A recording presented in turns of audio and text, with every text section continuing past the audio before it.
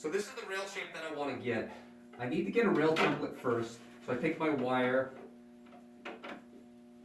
place it on the rail, get my shape here, grab a piece of paper, trace that rail shape onto there, like so. Then I draw a few lines, one along the bottom, one along the vertical, and I need to figure out where my apex is, because I need to determine where my border line, where my scribe line is going to be when I draw my rail. So I have my apex here. I add a 1/4 inch top and bottom.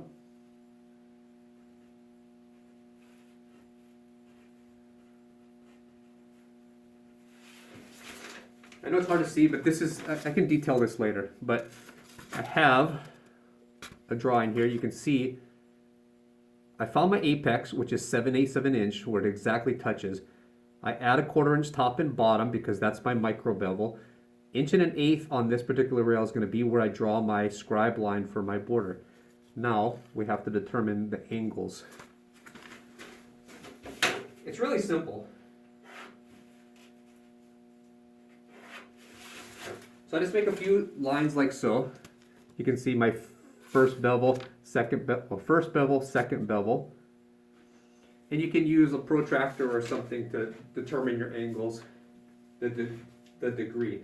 But now I have actual measurements to follow. But the important thing right now is to get that borderline measurement, which will be this. So we adjust it to 1 1/8 because that's what my line is going to be at.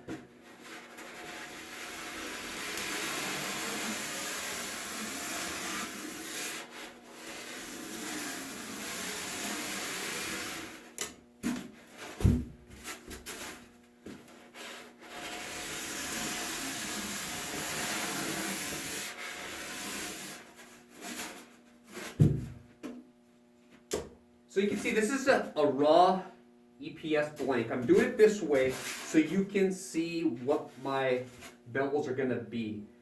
Since it's square, these angles will be exact. I can duplicate it every time. This won't happen on a typical polyurethane blank or foiled EPS blank because each blank's different, and when you outline it, that changes these measurements. But for now, this is the easiest way to describe it and show it. And I have these angles right here, so I can kind of visualize it. I could actually measure it. I have the 1 1/8 up here. Now I got to set this bevel first. It's really simple. So I could simply use a surfboard and work it until I get that angle.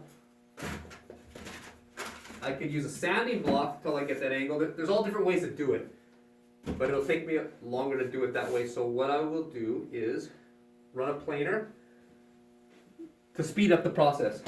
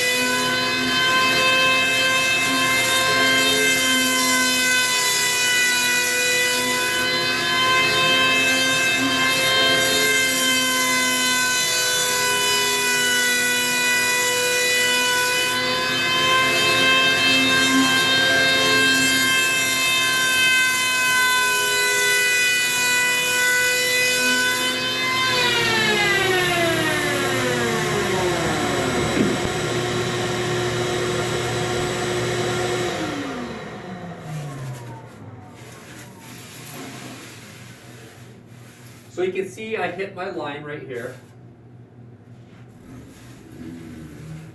Simple. I got this angle, which if I measured that, it's going to be the same as what I did here. Obviously, the tail's going to be too thick, the nose is going to be too thick. You have to foil that by hand. Blend it all together. That's where the shaper's eye really comes in, and you blend everything to perfection. But for this demonstration, we're just going to leave it like so, so I can show you the angle. So first angle, now the second angle. You can mark these things if you want. But generally, I cut this bevel in half. So I hit this high part, and I'll have an equal depth of cut top and bottom. And so, you know, I could run this tool like, if I wanted to, I could run it and draw a line and hit those lines. So maybe I'll do that for you so you can see it. Like so. And then I could do it like so. And you know, I could make another line here. Why don't I just do it just because? But the nice thing about it is when you use a planer, it'll naturally flow. So you can see I got my line. So I'm going to cut this next bevel in. I'll do it on a flat so you can see the angle that I'm holding it. Make it easy.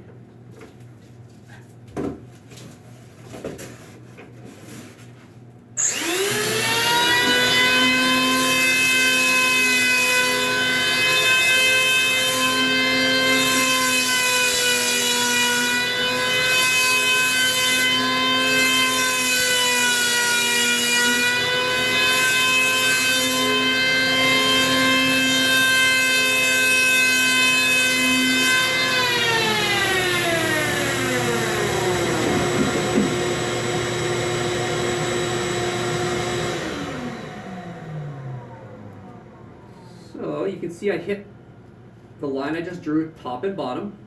How simple is that? The rail is coming into shape. So you pick it up and you go, wow, it's way too thick here. Easy, I'll add one more bevel.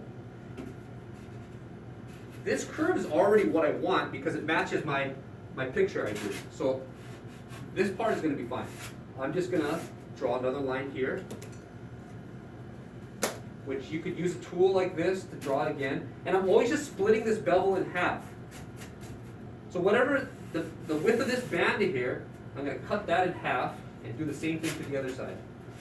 So I'm going to draw a line here, and I'm going to draw a line on the top.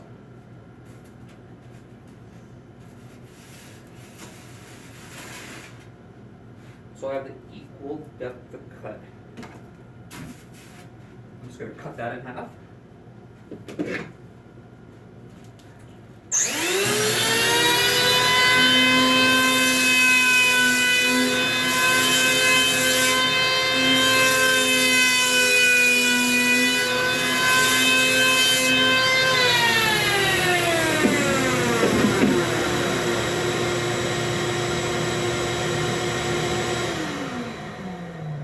And you can do it with a Surfform, you can do it with whatever tool you want.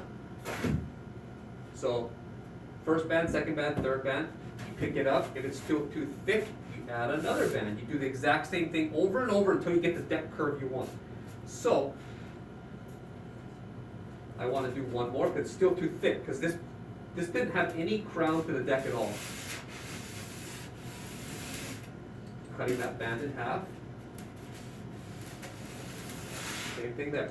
Cut that band in half.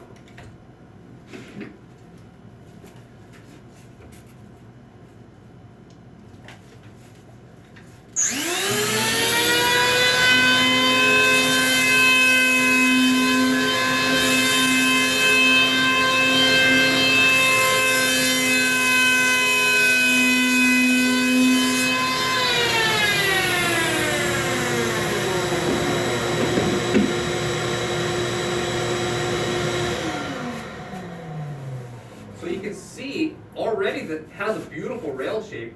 I don't really have much work to do. And then I can do it again if I want, As much dome as I want to add, I can do. If you're unsure about how this feels, because obviously we can't put our tool on there because this bottom edge is square. I could tuck the bottom first if I wanted to, that way I could keep checking.